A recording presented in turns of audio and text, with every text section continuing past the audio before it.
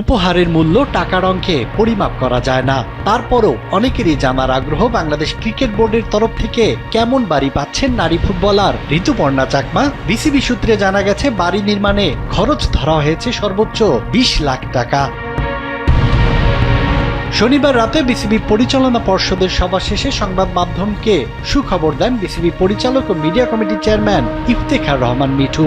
Board সূত্রে জানা গেছে এরই মধ্যে ঋতুপর্ণার রাঙামাটি জেলার স্থানীয় প্রকৌশলীর মাধ্যমে বাড়িটির নকশা ও প্রয়োজনীয় জিনিস চূড়ান্ত করেছে বিসিবি। সব মিলিয়ে এই বাড়ি তৈরিতে 15 থেকে 20 লাখ টাকা বরাদ্দ রেখেছে ক্রিকেট বোর্ড। ওয়ালটন এখন দেশের সীমানা পেরিয়ে পৌঁছে গিয়েছে 50টিরও বেশি দেশে।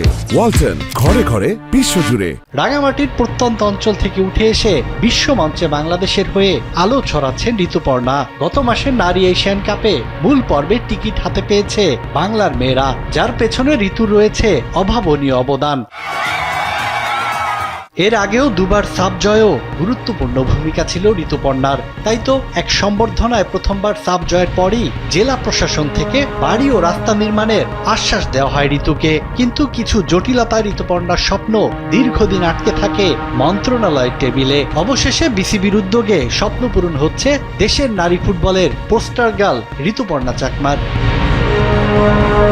সাজ্জাদ খান, কালবেলা।